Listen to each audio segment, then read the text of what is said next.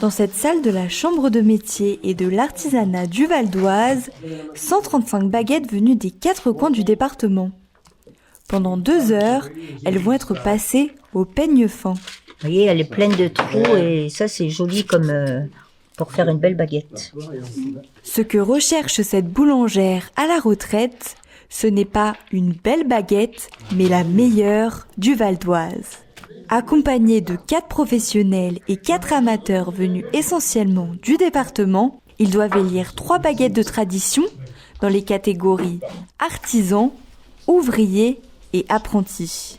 Comme pour les 10 éditions précédentes de ce concours annuel, les baguettes répondent à des critères précis, comme mesurer entre 50 et 55 cm, mais pas seulement.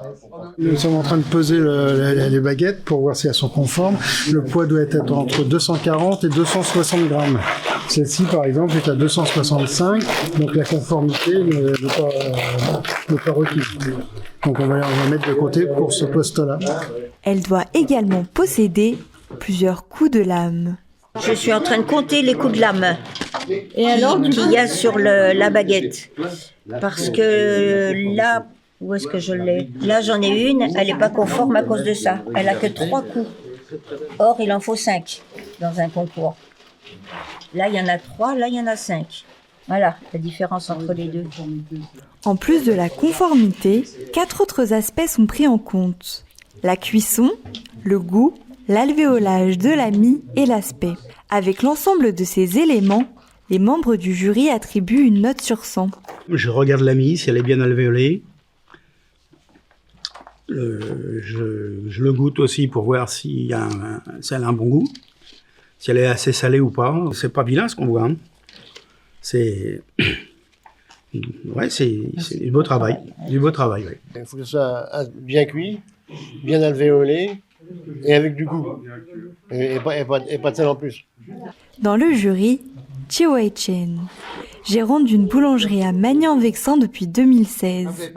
Habituée des compétitions, cette boulangère de 31 ans a participé 4 fois à ce concours avant de le remporter en 2021. Et si elle ne peut concourir cette année suite à sa distinction, sa précédente victoire lui a permis d'augmenter les ventes de sa baguette tradition de 25 à 30%. On a donné d'abord confiance aux clients et après c'est vrai que les gens sont curieux. Une fois j'ai gagné le prix, il y a des gens qui viennent d'Argenteuil, de Cergy-Pontoise, ils vont aller spécialement chercher la tradi là-bas parce que voilà ils ont vu les articles.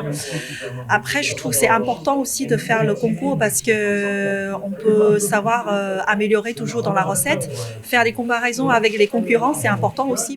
Le premier candidat dans chacune des catégories se verra décerner le prix de la meilleure baguette de tradition du Val d'Oise.